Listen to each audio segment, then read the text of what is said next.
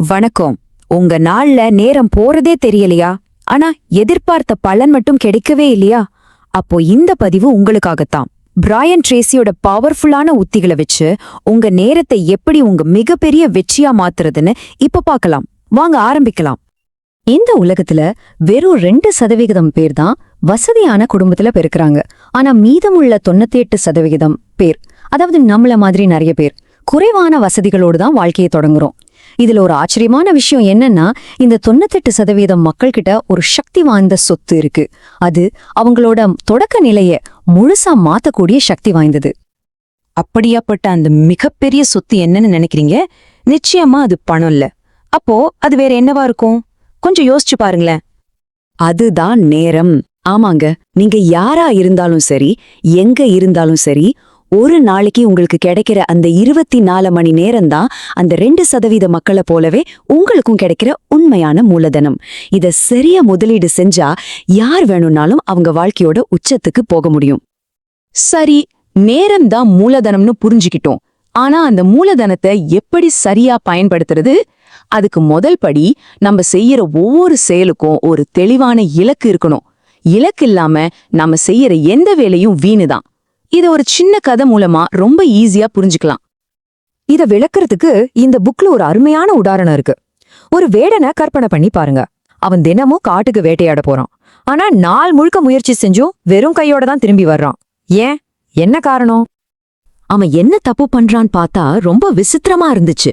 அவன் காட்டுக்கு நடுவுல நின்னு கண்ணை மூடிக்கிட்டு ஒரு இலக்கே இல்லாம எல்லா பக்கமும் அம்புகளை எய்திட்டு இருந்தான். சொல்லுங்க, இதுல எப்படி ஒரு விலங்கு சிக்கும்? நம்மள பலரும் நம்ம நேரத்தை இப்படிதானே செலவு செய்யறோம், இல்லையா? இதிலிருந்து நாம கத்துக்க வேண்டிய பாடம் ஒன்னே ஒண்ணுதான். குறிக்கோள் இல்லாத எந்த முயற்சியும் நேரத்தையும் சக்தியையும் வீணடிக்கும். ஆனா ஒரு தெளிவான குறிக்கோளோட செய்யற சின்ன முயற்சி கூட பெரிய வெற்றியையும் முன்னேற்றத்தையும் தரும். ஆக எல்லாத்துக்கும் முன்னாடி உங்க குறிக்கோள் என்னன்னு முடிவு பண்ணுங்க. சரி, நேரத்தை எப்படி நம்ம கண்ட்ரோலுக்கு கொண்டு வர்றது? அதுக்கு இந்த புக்ல ஒரு சிம்பிளான 3 ஸ்டெப் ஃப்ரேம்வொர்க் கொடுக்கறாங்க. ஸ்டெப் 1, முதல்ல நீங்க எதை அடையணும்னு ஒரு குறிக்கோளை உருவாக்குங்க. ஸ்டெப் 2, அடுத்து அந்த குறிக்கோளை அடைய செய்ய வேண்டிய வேலைகளை முக்கியத்துவத்தின் அடிப்படையில வரிசைப்படுத்துங்க. ஸ்டெப் 3, கடைசியா உங்க வருமானத்தை அதிகப்படுத்துற செயல்களுக்காக தினமும் நேரத்தை ஒதுக்குங்க. இதுதான் வெற்றிக்கான பாதை. இந்த 3 ஸ்டெப்ஸ்ல 2வது ஸ்டெப், அதாவது வேலைகளுக்கு முன்னுரிமை கொடுக்கறது, இதுதான் ரொம்ப ரொம்ப முக்கியம். உங்க நேரத்தை பல மடங்கா மாத்தக்கூடிய சக்தி இதுக்குள்ளதான் இருக்கு. அது எப்படின்னு இப்போ விரிவா பார்க்கலாம். இது கொஞ்சம் ஆச்சரியமா தான் இருக்கும், ஆனா இதுதான் உண்மை.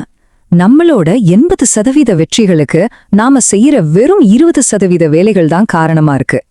யோசிச்சு பாருங்க, உங்க வேலையில நீங்க செய்யற 100 விஷயங்கள்ல ஒரு சில முக்கியமான வேலைகள் தான் உங்க வளர்ச்சிக்கு உண்மையிலே உதவுது. நம்ம வேலை அந்த முக்கியமான வேலைகளை கண்டுபிடிக்கிறது தான். அப்போ அந்த 20% வேலைகள் எத்தனை? 100, 50? இல்லவே இல்ல. ஆச்சரியப்படாதீங்க. தினமும் நாம செய்யற வேலைகள்ல சராசரியா வெறும் 3 வேலைகள் தான் அந்த 80% வளர்ச்சிக்கு காரணமா இருக்கு. ஆமாம், வெறும் 3 வேலைகள் தான். வெற்றியின் ரகசியமே இதுதான். ஒவ்வொரு நாளும் காலையில வேற எந்த வேலையும் தொடங்குறதுக்கு முன்னாடி உங்க வளர்ச்சிக்கு காரணமான அந்த 3 முக்கியமான வேலையை கண்டுபிடிச்சு முடிச்சிடுங்க. இதை மட்டும் நீங்க ஒரு மாசம் செஞ்சு பாருங்க. உங்க வாழ்க்கையில நடக்கிற மாற்றத்தை நீங்களே பாப்பீங்க. ஓகே, உங்க முக்கியமான 3 வேலைகளை முடிச்சிட்டீங்க. சூப்பர். இப்போ 3வது படிக்கு வரலாம். நீங்க முதலீடு செய்யற நேரம் உங்களுக்கு ஒரு உறுதியான வருமானத்தை ஈட்டி தருதான் நாம உறுதிப்படுத்திக்கணும். வருமானத்துக்காக நேரம் ஒதுக்குறதுல 2 வகை இருக்கு. ஒன்னு, உங்களுக்கு நேரடியா பணம் சம்பாதிச்சு தர வேலைகள். உதாரணத்துக்கு ஒரு சேல்ஸ் கால் பண்றது, இல்ல ஒரு ப்ராஜெக்டை டெலிவர் பண்றது. இன்னொன்னு, எதிர்காலத்துல உங்க வருமானத்தை அதிகப்படுத்தக்கூடிய திறமைகளை வளர்த்துக்கிற வேலைகள். உதாரணத்துக்கு ஒரு புது சாஃப்ட்வேர் கத்துக்கிறது. உங்க நாள்ல இந்த 2ல ஏதாவது ஒண்ணுக்காகவாவது நீங்க நேரம் ஒதுக்குனீங்களான்னு உங்களை நீங்களே கேட்டுக்கோங்க. இது வரைக்கும் என்ன செய்யணும்னு பார்த்தோம். ஆனா சில சமயம் என்ன செய்யக்கூடாதுன்னு தெரிஞ்சுக்கிறது அதை விட முக்கியம், இல்லையா? ஏன்னா உங்க நேரத்தை திருட காத்துக்கிட்டு இருக்கிற சில எதிரிகள் இருக்காங்க. அவங்க கிட்ட இருந்து உங்க நேரத்தை நாம பாதுகாக்க வேண்டும். இந்த எதிரிகள் உங்களுக்கு ரொம்ப பரிச்சயமானவங்களா இருப்பாங்க. அடிக்கடி நோட்டிபிகேஷன் செக் பண்றதுல ஆரம்பிச்சு தேவையில்லாத மீட்டிங் வரைக்கும். இதுல முக்கியமா கவனிக்க வேண்டியது நாமளே உருவாக்கும் அவசர நிலைகள். அதாவது நாமளே ஒரு விஷயத்த கடைசி நிமிஷம் வரைக்கும் இழுத்தடிச்சிட்டு அப்புறம் அதுக்காக பதட்டப்படுறது. இந்த எதிரிகளை அடையாளம் கண்டுக்க ஆரம்பிச்சாலே பாதி போர்ல ஜெயிச்ச மாதிரிதான். இந்த நேர திருடர்களை நீங்க உங்க வாழ்க்கையிலிருந்து வெளியேத்துற ஒவ்வொரு நிமிஷமும் உங்க குறிக்கோளை அடைய நீங்க முதலீடு செய்யற நேரமா மாறுது.